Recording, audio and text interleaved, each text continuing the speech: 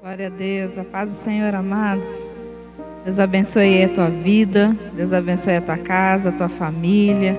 A graça do Deus vivo seja com você. Que Deus receba então nesta manhã a tua oferta, a oferta da tua dedicação. Que Deus te encontre e te veja, priorizando a Ele, priorizando a sua palavra, amém? Nós estamos estudando, como os irmãos sabem, as lições sobre a cruz de Cristo. O tema das nossas lições é essa, a cruz de Cristo. E essas lições são baseadas no livro de John Stott com o mesmo título. E nós estudaremos essa manhã a lição 12. O título da lição 12 é a autocompreensão e a autodoação. E que isso representa para nós a autocompreensão, compreendermos a nós mesmos, e a autodoação, quando nós então nos doamos e nós nos entregamos. Este vai ser o tema que nós então refletiremos e estudaremos nessa manhã. Como então compreender a nós mesmos e o que ainda nós podemos doar de nós mesmos ao nosso Senhor, ao Evangelho.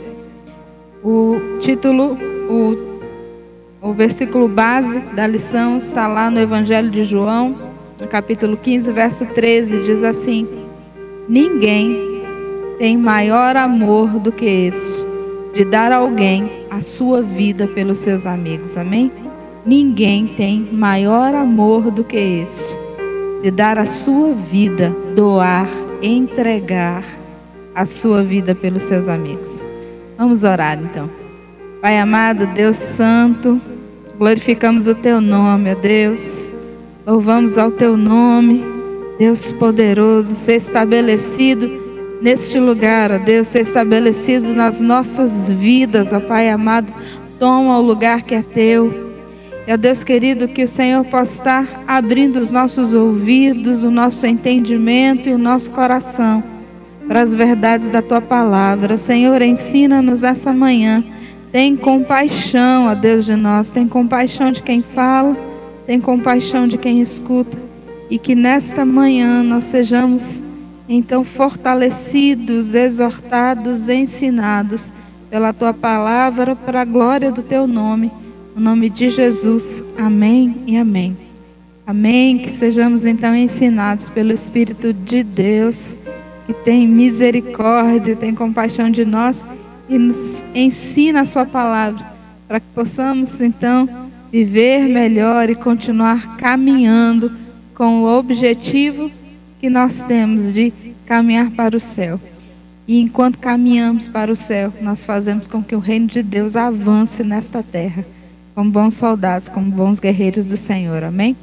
O alvo dessa lição é que, ao estudar, nós tenhamos condições de perceber que só quando somos iluminados pela cruz, nós temos capacidade de compreender a nós mesmos. Como é difícil para o homem compreender a si mesmo. Como é difícil para o homem entender toda essa gama de sentimentos, emoções, toda a complexidade da vida humana, seja ela biológica, emocional, racional. Nós somos muitos seres complexos e quantas vezes temos dificuldades de nos entender, de compreender a nós mesmos, de compreender o outro, de compreender o ser humano, de compreender o homem, então, como ser humano. Mas iluminados pela verdade de Cristo, iluminados pela cruz de Cristo, o homem é capaz de entender o seu propósito, de entender quem ele é, de entender a sua posição no mundo e a sua razão de ser.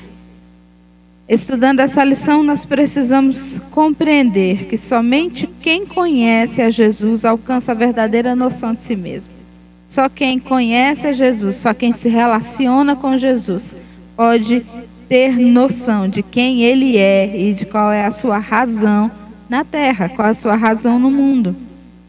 Nós precisamos sentir, ter claro na nossa mente que o próprio valor, o nosso próprio valor perante a verdade da obra de Cristo. Qual é o nosso valor?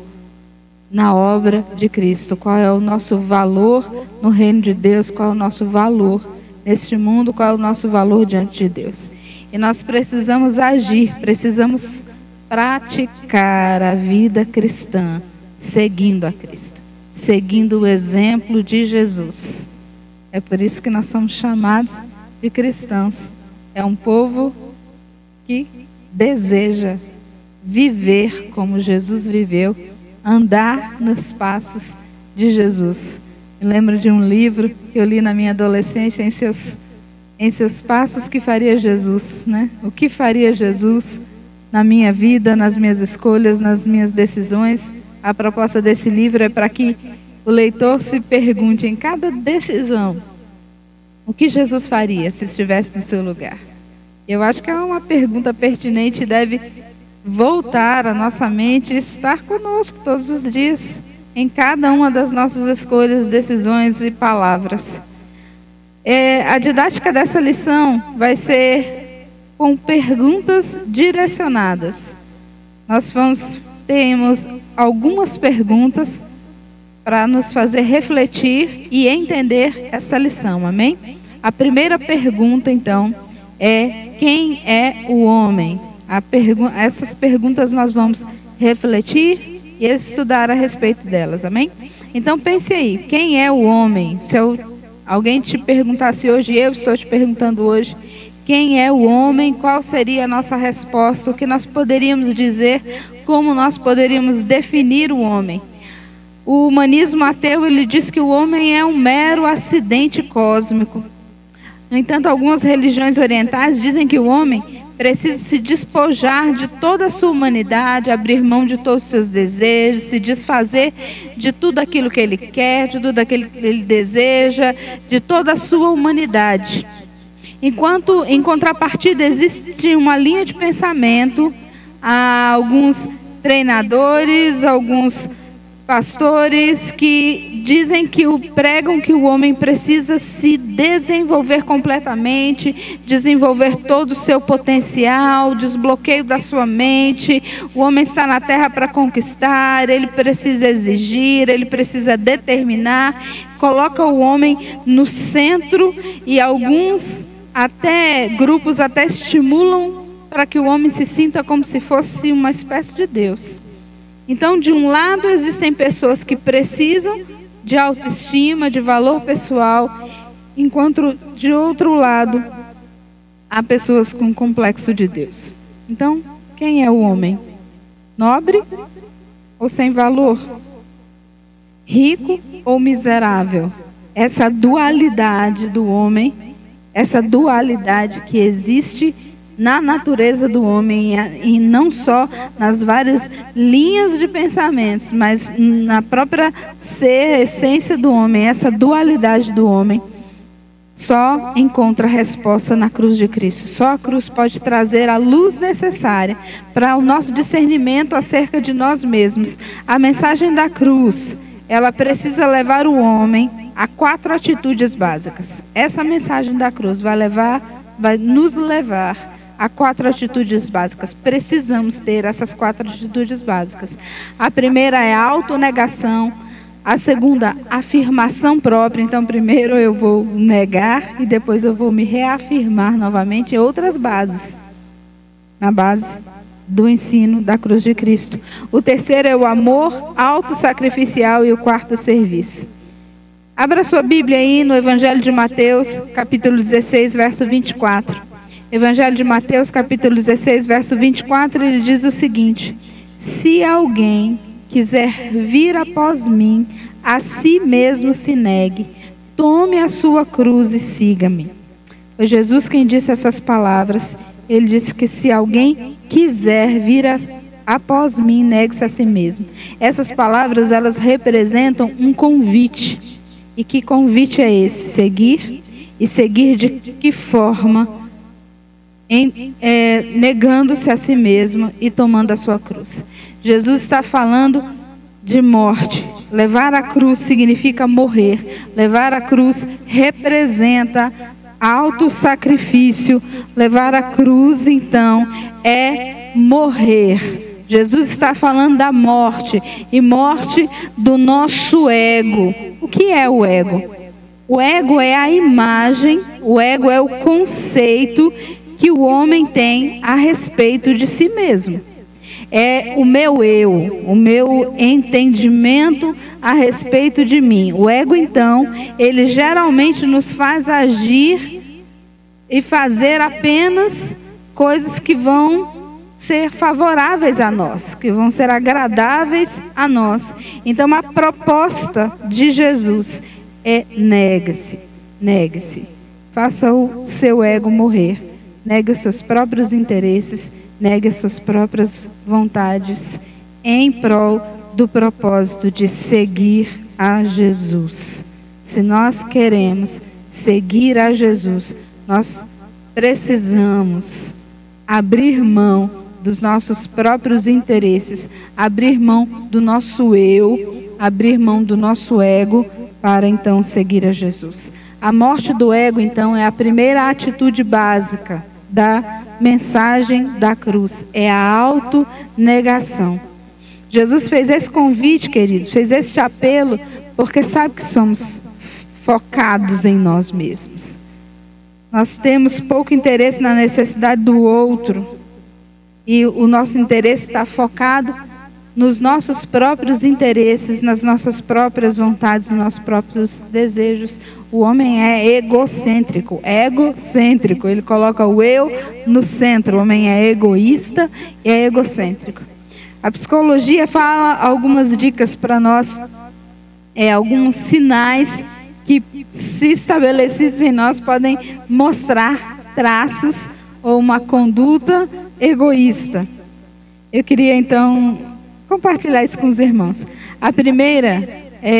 O primeiro sinal que nós podemos perceber em nós mesmos, na nossa vida, se temos uma atitude egocêntrica ou egoísta, é que se eu tenho problema para entender os benefícios de ser generoso. Eu tenho problema para entender quais são os benefícios de ser generoso. É aquela velha pergunta, querido: o que eu ganho com isso? Ok, eu vou fazer isso, eu vou agir dessa forma, mas eu preciso ganhar alguma coisa, nem que seja visibilidade, né? Nem que seja a atenção do outro. Eu tenho uma grande dificuldade em fazer algo que aparentemente não apareça que eu vou ganhar nada com isso. A pessoa egoísta, ela tem dificuldade de doar no secreto, ela tem dificuldade de compartilhar seu tempo, ela tem dificuldade de compartilhar seu conhecimento. O segundo indício é problema para trabalhar em grupo. Por quê? Porque trabalhar em grupo requer capacidade de escutar, requer capacidade de aceitar a opinião do outro, requer capacidade de aceitar a sugestão do outro, requer capacidade de aceitar a direção de outra pessoa. Entender que uma outra pessoa pode ter o controle. Geralmente o egocêntrico, o egoísta, ele precisa ter o controle sozinho, ele não consegue permitir que uma outra pessoa tenha o controle. Então, se temos dificuldade para trabalhar em grupo, precisamos pensar: é um sinal de alerta, é uma luz vermelha acesa, uma luz amarela, né, de atenção. O terceiro indício, o terceiro sinal é que a pessoa egoísta, ela tem dificuldade de assumir a culpa. Foi sempre outra pessoa, foi sempre por causa de alguém, ou por causa de alguma circunstância, não foi eu, me levaram a errar. A pessoa tem dificuldade de dizer: olha, eu errei, eu falhei, por causa da imagem até dela diante das pessoas. Me lembro do texto que fala de Saul, quando Samuel vai para ele e diz: olha, o Senhor tirou o reino das tuas mãos. E ele diz: olha, pelo menos agora vai e sacrifica diante do povo, porque ele estava preocupado com a sua imagem diante do povo. Os ouvidos dele estavam ensurdecidos naquela hora para o mais trágico, que era que Deus não tinha se agradado dele, mas ele estava preocupado com a sua imagem diante do povo.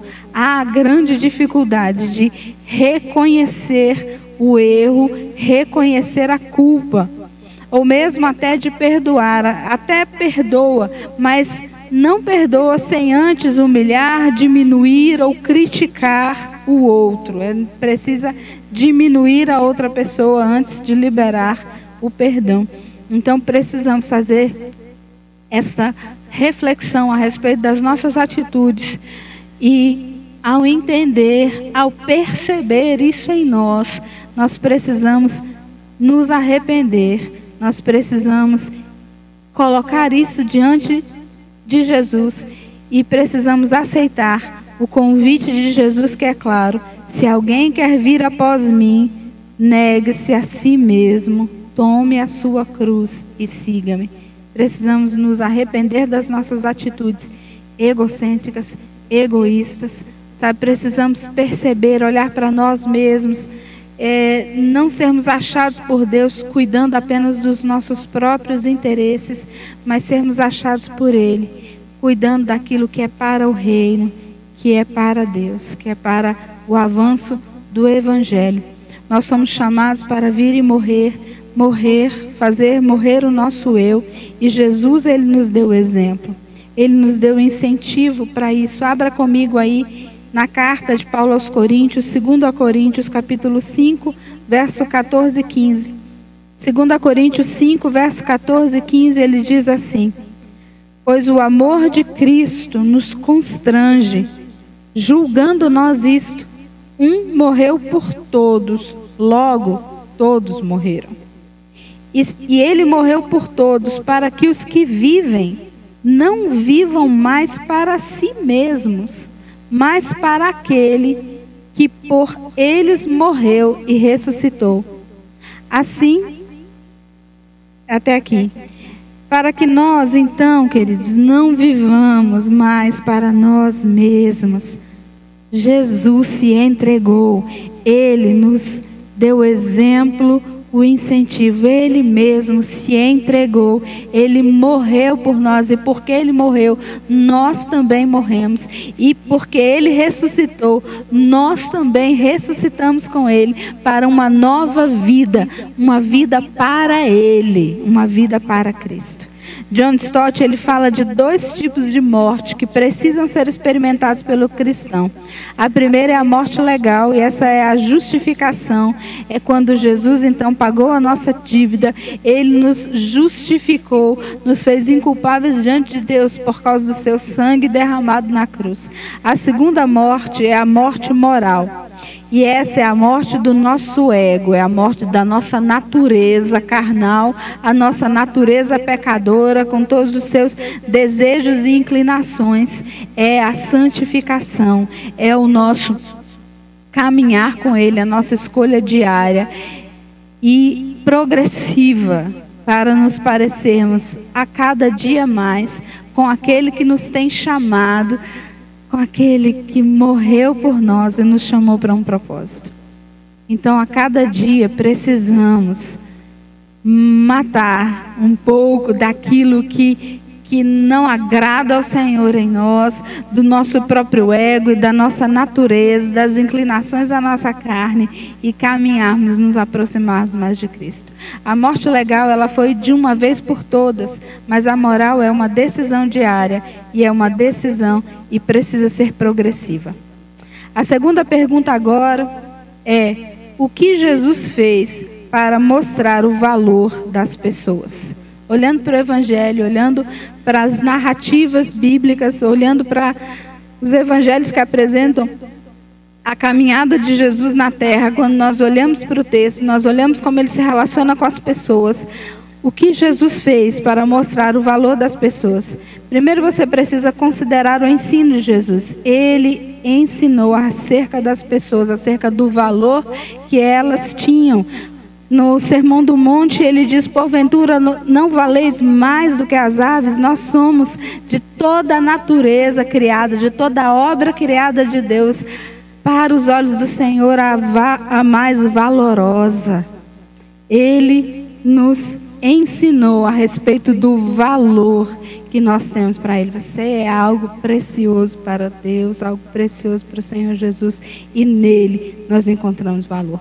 Segundo, considere a atitude de Jesus para com as pessoas. Ele olhava para as pessoas, ele parava para as pessoas, enquanto aquele cego que ninguém olhava, lembra de Bartimeu, que ninguém olhava, ninguém se importava, era alguém insignificante para a sociedade. Quem é considerado insignificante? Aquele que a sociedade pensa ou imagina que ele não pode contribuir de forma alguma. Estes são os marginalizados. Muitos dos idosos, muitas das pessoas que têm alguma necessidade especial são considerados, então, desnecessários, porque alguém pode olhar e pensar que ele não tem nada a contribuir. E aquele cego, ninguém o ouvia, porque a sociedade o via como desnecessário. Mas o nosso Senhor, aquele que é Senhor de toda a terra, ele para a sua caminhada para dar atenção para aquele cego. Eu gosto daquele texto também, daquela mulher que se derrama aos pés de Jesus.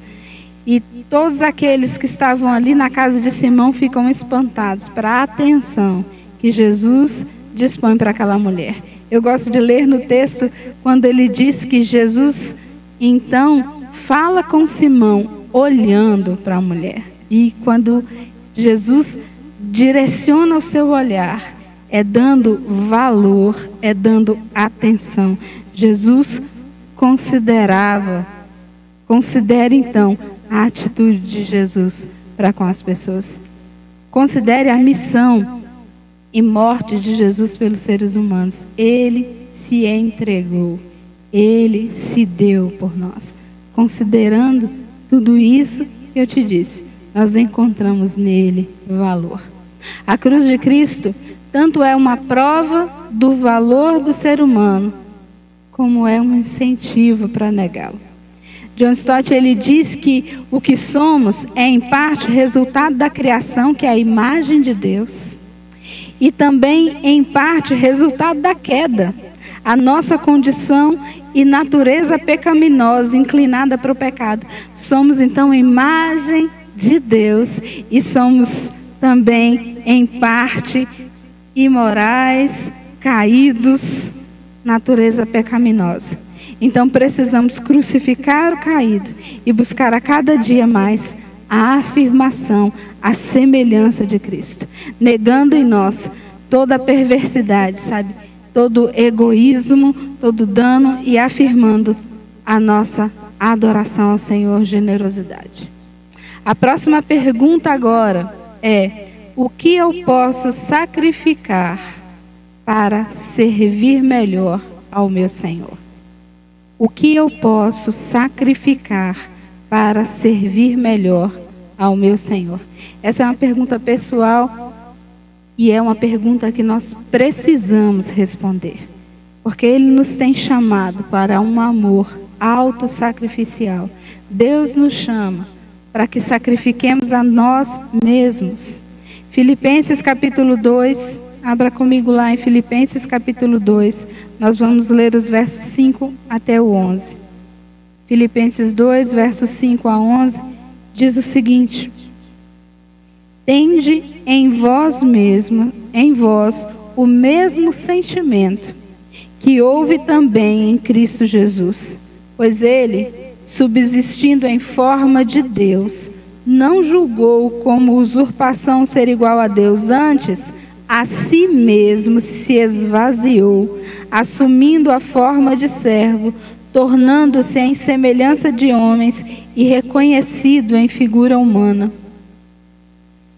E a si mesmo se humilhou, tornando-se obediente até a morte e morte de cruz, pelo que também Deus o exaltou sobremaneira e lhe deu o nome que está acima de todo nome, para que ao nome de Jesus se dobre todo o joelho nos céus, na terra e debaixo da terra, e toda língua confesse que Jesus Cristo é o Senhor, para a glória de Deus Pai.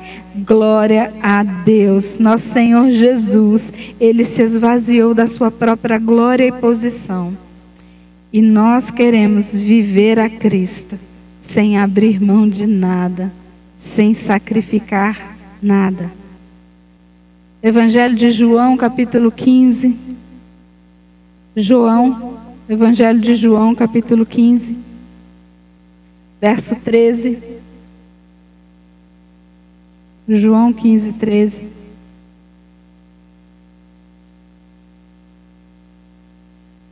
Ele diz o seguinte: ninguém tem maior amor do que este, de dar a alguém a própria vida em favor dos seus amigos.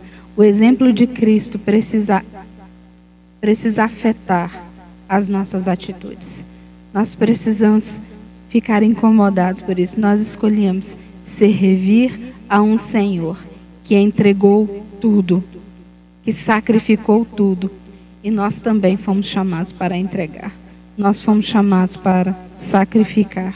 Há algo na sua vida que precisa ser entregue, sacrificado, para que sejamos melhores para o Senhor a cada dia. O apóstolo Paulo, ele se identificou plenamente com Jesus. Quando nós lemos o texto de 2 Coríntios, 2 Coríntios capítulo 6, nos versos de 4 a 10. 2 Coríntios capítulo 6, nos versos de 4 a 10. Ele diz: pelo contrário, em tudo recomendando-nos a nós mesmos como ministros de Deus, na muita paciência, nas aflições, nas privações, nas angústias, nos açoites, nas prisões, nos tumultos, nos trabalhos, nas vigílias, nos jejuns, na pureza, no saber, na longanimidade, na bondade, no Espírito Santo, no amor não fingido, na palavra da verdade, no poder de Deus, pelas armas da justiça, quer ofensivas, quer defensivas, por honra e por desonra, por infâmia e por boa fama, como enganadores e sendo verdadeiros, como desconhecidos e entretanto bem conhecidos. Se estivéssemos morrendo, e contudo, eis que vivemos, como castigados, porém não mortos, entristecidos, mas sempre alegres, pobres, mas enriquecendo a muitos, nada tendo, mas possuindo tudo, abrindo mão de algumas coisas para ganhar outras, desejando o céu e não o mundo. O entendimento de Paulo era um entendimento de reino dos céus. Era o entendimento não dele como indivíduo, mas no coletivo. O judeu, ele tinha facilidade de entender isso, porque ele percebia a si mesmo como parte de uma nação, como parte de algo maior do que ele. E esse é o entendimento que nós precisamos voltar a ter como cristãos. Nós não somos pessoas separadas, mas fazemos parte de algo maior, que é o reino de Deus. Precisamos agir em prol do reino de Deus. É para o reino. Toda a autoridade que Ele nos tem dado é para fazer avançar o reino. E muitas vezes nós estamos preocupados com as nossas próprias dores, apenas com as nossas próprias dores, apenas com os nossos próprios problemas, enquanto como servos do Senhor nós fazemos parte de algo maior que nós, que é o reino dos céus. Sempre que Jesus fala a respeito de nós, Ele fala como corpo, como igreja, como algo que é um indivíduo, mas que faz parte de um coletivo. O entendimento de que aquilo que nos abençoa tem que abençoar o outro, aquilo que nos afeta tem que afetar o outro. E muitas vezes precisaremos abrir mão de algumas coisas, abrir mão das nossas próprias vontades, por causa do reino de Deus, por causa do outro, para que o reino cresça, para que o reino avance. A próxima pergunta é: os cristãos estão dispostos a colocar o serviço acima do conforto? Esse estudo tem trazido perguntas e reflexões difíceis para nós, porque fomos chamados para servir, fomos chamados para morrer, fomos chamados para nos sacrificar. Os cristãos estão dispostos a colocar o serviço acima do conforto? A pergunta é: onde está o nosso senso de servos? Quais são as marcas que, como cristãos, nós temos deixado na nossa família? Quais são as marcas que, como cristãos, nós temos deixado na nossa igreja? Quais são as marcas que, como cristãos, nós temos deixado no mundo? A cruz de Cristo, ela precisa deixar marcas. Ela precisa deixar evidências no nosso modo de viver. As pessoas precisam olhar para nós e ver a Cristo. As que estão próximas de nós, as que convivem conosco, precisam ver Cristo em nós.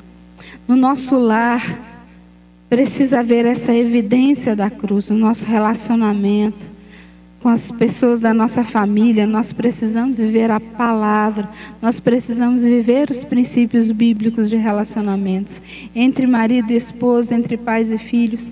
Precisamos mostrar as marcas e evidências de Cristo nos nossos relacionamentos na igreja, na nossa responsabilidade com a obra de Cristo, como servos de Cristo. Nós temos uma responsabilidade, queridos, como servos. Nós temos responsabilidade no nosso relacionamento com os nossos irmãos. Nós somos responsáveis pelos nossos irmãos. Não me importa, né, se ele está seguindo ou não. Não, o contrário. Nós somos responsáveis, precisamos deixar as marcas de Cristo nos nossos relacionamentos. Precisamos deixar as marcas de Cristo, a evidência da cruz nas nossas vidas, a evidência da pessoa de Cristo na nossa vida, no mundo. Nós fomos enviados, Cristo foi enviado ao mundo e Ele nos enviou também. Ele nos envia ao mundo para proclamar as boas novas. Ele nos envia ao mundo para confortar. Ele nos envia ao mundo para ter uma palavra de esperança, uma palavra de boas novas, para alimentar, queridos, quem tem fome, para perceber quem sofre ao nosso lado, para abrigar os desamparados. 1 João fala muito bem a respeito disso. 1 João capítulo 3, nos versos 16 a 18. 1 João 3, versos 16 a 18. Ele diz o seguinte: nisto conhecemos o amor, que Cristo deu a vida por nós, e devemos dar a nossa vida pelos irmãos. Ele se entregou e Ele também nos chamou a nos entregar, a nos doar. Então, ora, aquele que possuir recursos nesse mundo e vir seu irmão padecer necessidade e fechar-lhe o seu coração, como pode permanecer nele o amor de Deus? Filhinhos, não amemos de palavra nem de língua, mas de fato e de verdade. Fomos chamados para amar de fato e de verdade. Fomos chamados para evidenciar a Cristo em todas as nossas esferas de relacionamento. Fomos chamados para fazer diferença neste mundo. Eu quero então recordar as perguntas que nós estudamos nesta lição. A primeira: quem é o homem? Nobre ou sem valor, rico ou miserável? A resposta é a cruz. O homem só entende o seu significado, o seu propósito em Cristo. A segunda pergunta é: o que Jesus fez para mostrar o valor das pessoas? Ele foi aquele que amou, ele foi aquele que se entregou, ele foi aquele que parou e tratou as pessoas como algo precioso e valoroso. A terceira pergunta: o que eu posso sacrificar para servir melhor ao meu Senhor? E por último, os cristãos estão dispostos a colocar o serviço acima do conforto? Essa lição nos faz refletir sobre muitas coisas e nos faz pensar, queridos, precisamos sair da nossa zona de conforto. Precisamos parar de olhar apenas para nós mesmos, para os nossos próprios problemas e priorizar o reino de Deus, avançar como servos de Deus e fazer de fato diferença nesta terra, porque logo se aproxima o tempo em que Ele nos chamará à sua presença. Servo bom e fiel, entra no gozo do teu Senhor. Que nós possamos ouvir então estas palavras no nome de Jesus. Que Deus abençoe a sua vida, que Deus abençoe o seu domingo, que você tenha um domingo abençoado, amém? Vamos orar então. Pai, nós glorificamos ao Senhor, porque nós só podemos compreender as verdades da Tua palavra com o auxílio do Teu Espírito Santo. Senhor, e a Tua palavra precisa trazer mesmo desconforto, precisa trazer incômodo, porque nós precisamos estar em contínua mudança, em contínua melhora, em contínuo avanço, para nos encontrarmos com o Senhor. Deus amado, nós glorificamos, porque o Senhor Jesus entregou tudo por nós, e hoje nós temos vida e vida valorosa nele. Nós te adoramos, ó Deus, por este amor que nos enche e nos completa. Abençoa, Senhor, agora cada família, cada casa, cada servo e serva tua, que o Senhor os abençoe em todos os sentidos e em todos os aspectos, no nome santo e precioso de Jesus. Deus te abençoe e até o culto da noite.